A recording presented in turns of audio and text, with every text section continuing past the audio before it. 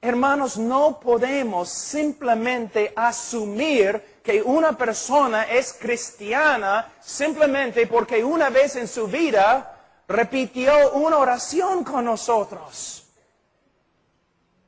No es bíblico. No es bíblico. Como dije, una ilustración en la primera prédica.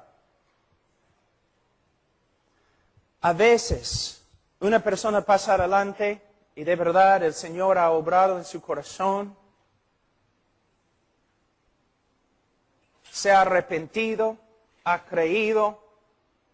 Así, 5 o 10 minutos, la persona de verdad confiesa a Cristo y parece hay fruto de arrepentimiento y fe, pero todavía debemos advertir a esta persona que si su vida no empieza a cambiar, es evidencia que no es cristiano. Pero también hay personas que van a venir preguntando, buscando consejería, y no van a recibir a Cristo en 5 minutos. Quizás van a recibir a Cristo en 5 meses. Pero ¿qué hacemos nosotros? No, tenemos que tener una decisión esta noche. Tenemos que tener una decisión esta noche. No. Tenemos que seguir las Escrituras y la obra del Espíritu Santo que es soberano. Él puede obrar en la vida de un hombre como Él quiera.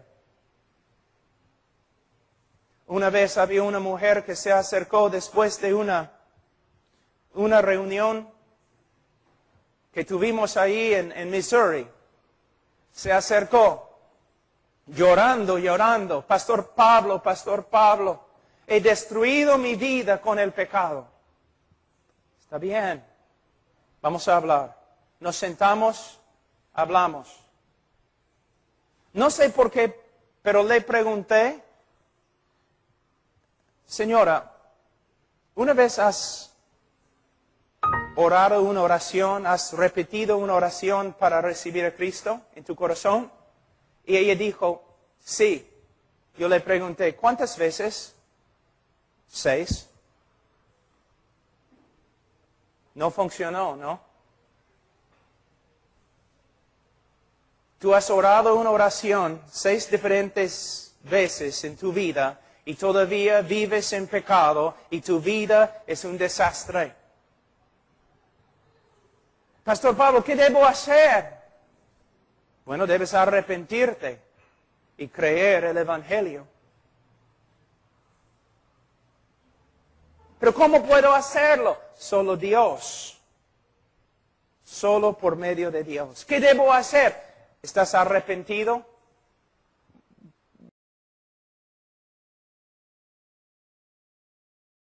Capítulo 5.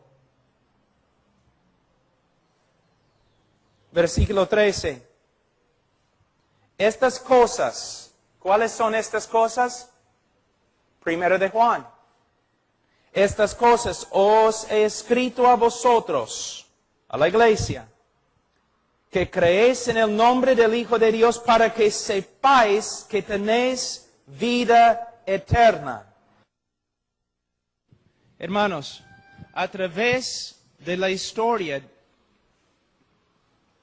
de los bautistas, de los presbiterianos, congregacionalistas, aún metodistas, a través de la historia de las iglesias bíblicas, en los últimos, 100, 200, 300, 400 años. Este libro fue escrito, fue enseñado a los que confesaban a Cristo, para que tuvieran una seguridad bíblica con respecto a su propia conversión, pero en el día de hoy no se usa. Porque si un hermano duda su salvación, mayormente la pregunta es, hermano, ¿me dices que estás dudando tu salvación? Sí. Bueno, voy a hacerte algunas preguntas. ¿Había un tiempo en tu vida cuando oraste y pediste a Cristo que entraras en tu corazón? Sí, pastor. Bueno, ¿estabas sincero cuando le pediste? Bueno, creo. Entonces eres salvo. Es el diablo que te está molestando. ¿Cuántas veces has usado este método? Es el diablo que te está molestando. ¿Dónde aprendiste esto? De otra persona, pero tienes que preguntarle a él, ¿dónde aprendiste esto? Porque no se encuentra en la Biblia. Cuando una persona viene y dice, tengo dudas con respecto a mi salvación, ¿qué debemos hacer? Debemos ser bíblicos. Debemos ir a 1 de Juan y decir, mire, esta carta fue escrita para que una persona tenga la evidencia bíblica de la salvación. Para que una persona pueda tener una seguridad bíblica de la salvación. Entonces vamos a pasar por todo el libro y tú vas a examinar tu vida a la luz de este libro. Pero este libro, como el Evangelio mismo, ha sido olvidado, abandonado, ha sido puesto a un lado y no se usa en el día de hoy. Por eso nuestro evangelismo es tan superficial y tenemos un montón de conversos que no son conversos. Pablo, ¿por qué hablas con tanta pasión? Porque estamos hablando de los almas de personas engañadas. Muchas veces por nosotros que predicamos el evangelio. Mira cómo hemos reducido el evangelio de esta forma. ¿Quieres ir al cielo? ¿Sabes que eres pecador? Sí. ¿Quieres ir al cielo? Sí. Entonces repites esta oración. Ok. Ellos repiten la oración. ¿Fuiste sincero cuando oraste? Bueno, creo. Entonces eres salvo. Si dudas tu salvación, estás dudando a Cristo porque Él dice que eres salvo. Luego, una persona viene. No sé si soy salvo. Pero, ¿pediste a Cristo que entrara en tu corazón? Sí. Bueno, ¿fuiste sincero cuando oraste? Creo que sí. Entonces eres salvo. El diablo está molestándote. El Espíritu Santo es lo mismo. ¿Cómo puede una persona vivir lleno del Espíritu Santo? Nosotros sabemos que mayormente la llenura del Espíritu Santo proviene a través de una obra progresiva de Dios. Él obra en nuestra vida poco a poco conformándonos a Cristo y nosotros nos entreguemos más y más al Espíritu de Dios. Pero hay un folleto muy popular que se usa en Perú que va así. ¿Quieres ser lleno del Espíritu Santo? Sí. Entonces, ¿cuál es la única cosa que es un estorbo para la obra del Espíritu Santo en tu vida? Bueno, mi pecado. Entonces, tienes que confesar tu pecado. ¿Ok? La persona confiesa su pecado. ¿Has confesado todos tus pecados? Sí. Bueno, la Biblia dice en Efesios capítulo 5 que es la voluntad de Dios que seas lleno del Espíritu Santo. Entonces, ora al Señor conforme a su voluntad para que Él te llene del Espíritu Santo. La persona lo hace. ¿Oraste? Sí. ¿Sinceramente? Sí. Entonces, por fe tienes que creer que estás lleno del Espíritu Santo. ¿Puedes ver? 3 diferentes ritos que hemos creado. ¿Cuántas personas han leído esos folletos? ¿Ninguno? Sí hay. Yo viví acá. Pero cuando una persona viene y dice, no sé si soy salvo, yo voy al libro de 1 de Juan y digo, ok, vamos a tomar un examen. Juan 1, 5. Este es el mensaje que hemos oído de Él y os anunciamos. Dios es luz y no hay tinieblas, ningunas tinieblas en Él. Significa que Dios es santo, sí, pero mayormente en el contexto de 1 de Juan, esta iglesia fue atacada por un grupo que al final llegó a ser los gnósticos. Y ellos enseñaron que Dios era un Dios esotérico, oscuro. Y nadie podía conocer a Dios y nadie podía conocer su voluntad. Pero Juan está diciendo no. Él está diciendo Dios es luz. ¿Qué significa? Dios ha revelado su carácter y ha revelado su voluntad a nosotros. Él nos ha mostrado quién es y lo que quiere. Él sigue en versículo 6. Si decimos que tenemos comunión con Él, si decimos que somos cristianos, y andamos en tinieblas, mentimos y no practicamos la verdad. Mentimos y no somos cristianos. Entonces, ¿qué quiere decir? Si una persona dice que es creyente, pero vive en oscuridad, ¿qué significa? Vive de una manera que contradice lo que sabemos de Dios y contradice lo que sabemos de la voluntad de Dios. Él es mentiroso cuando dice que es cristiano. La palabra andar es muy importante en el griego. La palabra andar es pateo. Pateo. Aquí es peripateo. Significa andar por todos lados. Una persona, un cristiano peca, sí puede pecar. Pero hay una diferencia entre un creyente que peca y lucha contra el pecado y un creyente cuyo estilo de vida es un estilo de caminar en pecado, practicar el pecado. Y lo que él está diciendo aquí es cualquier persona que se dice cristiano, pero su estilo de vida, cuando mires su vida, muchos meses o años, su estilo de vida contradice lo que Dios ha revelado acerca de sí mismo, contradice lo que Dios ha revelado acerca de su voluntad. La persona es mentiroso cuando dice que es creyente. La segunda prueba, en capítulo 1, versículo 8, si decimos que no tenemos pecado, nos engañamos a nosotros mismos y la verdad no está en nosotros. Versículo 10, si decimos que no hemos pecado, le hacemos a Él mentiroso y su palabra no está en nosotros. Si negamos que tengamos pecado, no somos cristianos. ¿Qué quiere decir? Una de las marcas o evidencias más grandes del cristianismo no es perfeccionismo. Una de las evidencias más grandes de que uno es cristiano es que él es sensible al pecado en su vida. Y cuando peca, el Espíritu Santo le convence de su pecado y él se arrepiente y él confiesa su pecado. No puede vivir con pecado escondido en su corazón. Por un tiempo, quizás, pero como un estilo de vida, jamás. ¿No es interesante, pastores, que muchas veces las personas más entregadas en tu iglesia son los que más confiesen su pecado?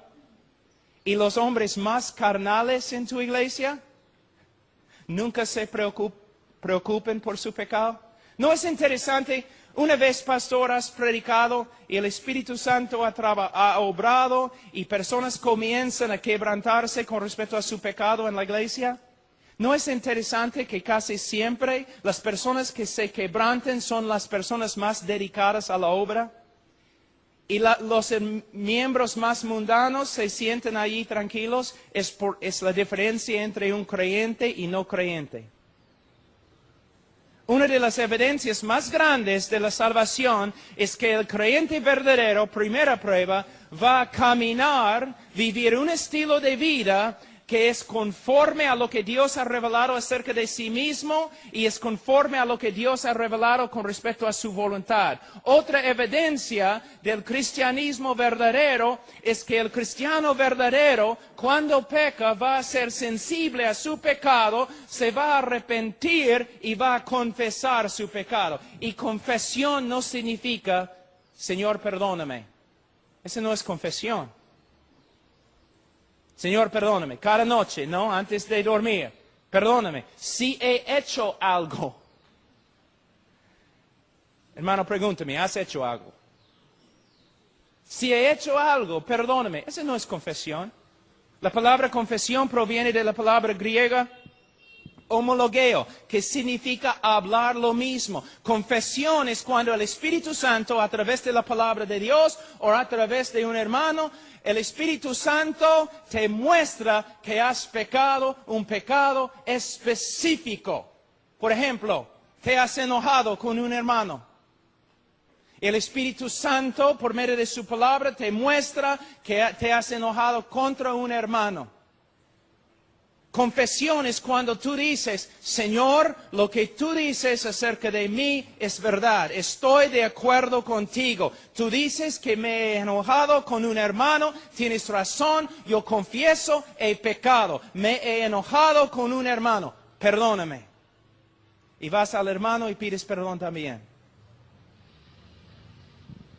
Entonces, una vida marcada por la voluntad de Dios, conformidad al carácter de Dios y una vida sensible al pecado.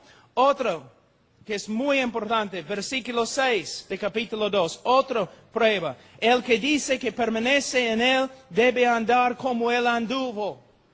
Tú dices, entonces todos nosotros vamos a ir al infierno, porque ¿quién anda como Cristo anduvo? Lo que está diciendo es lo siguiente. Una ilustración, cuando yo era niño, mi papá era grande, yo lo respetaba bastante, yo quería ser como él. Y él caminaba por la nieve, así, llevando comida a los animales, porque vivimos allí en el rancho, y él caminaba así. Era un hombre muy grande. Y él dejó sus huellas allí en la nieve. Y yo era un chibolo de ese tamaño, pero yo quería ser igual a mi papá. Entonces yo trataba de poner mi pie en sus huellas, ¿no? Yo estaba ahí caminando como una araña borracha o algo. Todos podían mirarme y burlarse de mí. Tú no puedes caminar como tu papá, pero no había ninguna duda que el deseo más grande de mi corazón era caminar como mi papá. Cuando alguien mira tu vida, ¿pueden ver que el deseo más grande en tu vida es ser como Cristo? ¿O quieres ser como estos mundanos, supuestamente exitosos en este mundo? ¿Se nota una realidad en tu vida, un deseo de ser conforme a la persona de Cristo? Otra prueba. Capítulo 2. Hemos pasado por alto una prueba. Capítulo 2. Versículo 3. En esto sabemos que nosotros le conocemos. ¿Cómo podemos saber que de verdad conocemos a Cristo? Él nos dice, si guardamos sus mandamientos. El que dice, yo le conozco, yo soy creyente también. El que dice, yo le conozco y no guarda sus mandamientos, el tal es mentiroso y la verdad no está en él. Ahora, ¿qué significa? Porque acabamos de aprender que el cristiano verdadero peca. Entonces, ¿qué significa que el cristiano verdadero guarda los mandamientos de Dios? De nuevo, estamos hablando no de perfección, sino de un estilo de vida. Un incrédulo no tiene nada que ver con la palabra de Dios, no tiene nada que ver con los mandamientos, porque no tiene nada que ver con la voluntad de Dios. No se preocupa por la voluntad de Dios. ¿Cuántas personas son miembros de nuestras iglesias bautistas que nunca se preocupen por la voluntad de Dios? Ellos siempre hacen su propia voluntad sin preocuparse por buscar la voluntad de Dios en la palabra de Dios. No tiene ninguna relación con la palabra de Dios. ¡Nunca! Pero el creyente verdadero, ¿qué dice la Biblia?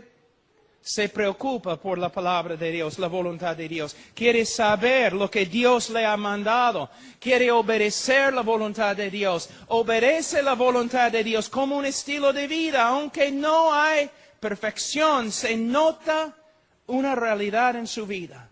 Él quiere ser obediente. Él tiene una relación con la palabra de Dios. Y cuando desobedece, y todos nosotros desobedecemos, entonces volvemos a versículo 8 y 10 de capítulo 1. Cuando desobedece los mandamientos de Dios, es sensible a su pecado y se arrepiente y confiesa. Personas vienen a mí siempre diciendo, tengo una nueva relación con Dios. Entonces yo digo, bueno, ¿tienes una nueva relación con el pecado? Porque si no tienes una nueva relación con el pecado, no tienes una nueva relación con Dios. Tengo una nueva relación con Dios. ¿Tienes una nueva relación con su voluntad? Porque si no tienes una nueva relación con su voluntad, no tienes una nueva relación con Él. Hermanos, así es. Otro. Versículo 9. Capítulo 2. El que dice que está en la luz y aborrece a su hermano está todavía en tinieblas. El que ama a su hermano permanece en la luz y en él no hay tropiezo. Una de las evidencias más grandes de la conversión verdadera es el amor que uno tiene para los hermanos en Cristo. Hermano aquí no se refiere a los pobres, aunque debemos amar a los pobres. No se refiere de personas de otras razas, porque hay solamente una raza, la raza humana. Es una referencia a los creyentes. Una de las evidencias más grandes de la conversión es que vas a querer estar con los creyentes, amándoles y demostrando tu amor por medio de servirles. La persona que dice, sí, soy cristiano, pero no voy a la iglesia porque la iglesia está llena de hipócritas, esta persona está haciendo la obra de su padre, Satanás, el acusador de los hermanos. Porque si de verdad los hermanos no están andando bien, un hermano verdadero que los ama va a ir a ellos y ministrarles para que se arrepientan. Una de las marcas, características más grandes del cristianismo es el amor que tenemos para los hermanos. Ahora, hemos pasado por 1 capítulo y medio y vamos a terminar. Tenemos 5 capítulos de pruebas. Es el estándar bíblico. Si queremos saber si somos salvos, si queremos aconsejar, debemos usar las Escrituras. No un folletito escrito en los Estados Unidos.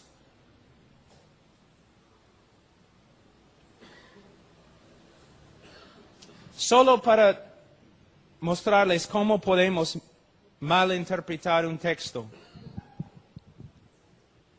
La Biblia dice que debemos amar a los hermanos. El que no ama a los hermanos demuestra que no es creyente. ¿Ustedes recuerdan en Mateo 25 cuando Jesús habla del juicio de las naciones? Y algunos van al infierno y otros van al cielo. Y Él dice, yo estaba en la cárcel y no me visitaste. Yo tenía hambre, no me diste a comer. Desnudo, no me diste ropa. Con este texto nosotros decimos, bueno, debemos tener ministerios en la cárcel y debemos dar ropa a los pobres. Este texto no tiene nada que ver con un ministerio en la cárcel. No tiene nada que ver con dando ropa a gente pobre.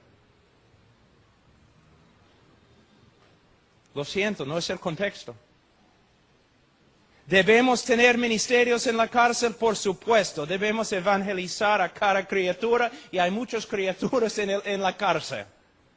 Debemos evangelizar ahí. Debemos dar ropa a los desnudos, por supuesto. Debemos dar alimento a los que tienen hambre, claro que sí. Pero no es lo que Jesús está enseñando en ese texto. ¿Qué está enseñando?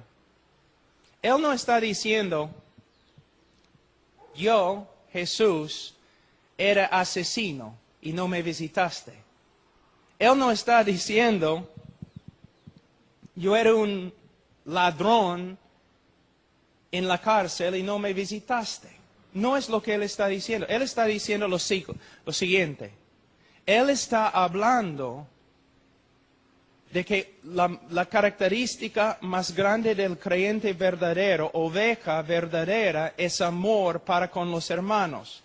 Y él usa una ilustración muy potente. Él dice lo siguiente. Este es el contexto. Vamos a decir que somos una iglesia escondida allí en Roma, o en Israel. Una iglesia perseguida y por eso escondida.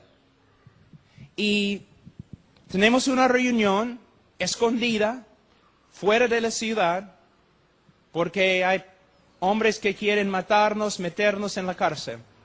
Entonces, cuando estamos regresando a la ciudad, los soldados romanos capturan a nuestros 2 pastores. O vamos a decir simplemente, capturan a 2 hermanos. 2 hermanos fieles en la iglesia, los soldados romanos los capturan y los meten en la cárcel.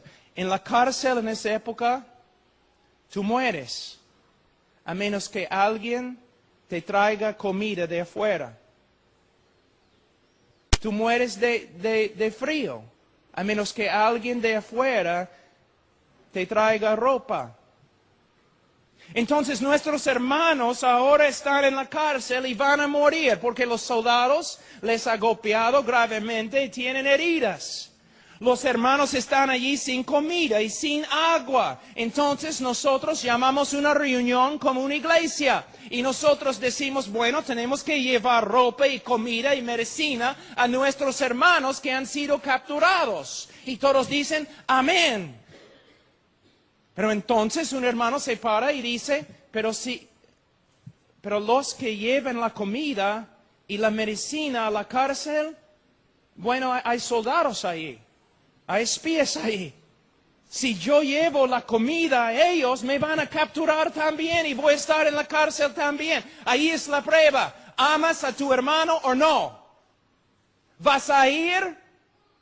Aunque quizás te maten, vas a ir. Es lo que Jesús está diciendo. Él no está hablando de personas en la cárcel que han cometido robo o asesinato. Él está diciendo que la evidencia más grande de que eres oveja es que vas a arriesgar tu vida por los hermanos porque los amas. Pero puedes ver cómo nosotros sacamos un texto fuera de su contexto y decimos que somos bíblicos. ¿He probado mi punto? Hermanos, tenemos que estudiar las Escrituras. No simplemente leer algo y usarlo. Es como un evangelista una vez dijo, Apocalipsis 3:20, aquí estoy a la puerta y llamo, si alguno oye mi voz, yo abriré la puerta, yo entraré a él.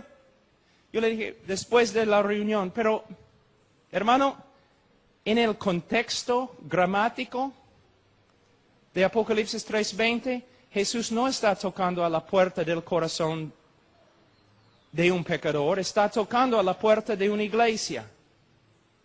Él me dijo, yo sé, Pablo, pero funciona. Pero hermano, pragmatismo es muy peligroso. No debemos hacer algo porque funciona. Debemos hacer algo porque es lo que la Biblia enseña. ¿Podemos decir a los pecadores que Cristo está llamando? A veces aún podemos usar este texto como una ilustración. Creo que sí, no voy a pelear. Pero debemos tener bastante cuidado porque la mayoría de las personas en los Estados Unidos y también en Perú creen que Cristo está tocando a la puerta del corazón de un pecador en ese texto cuando no es así. Está tocando a la puerta de una iglesia rebelde y fría. ¿Ves? No tenemos el derecho de torcer las Escrituras simplemente porque funciona.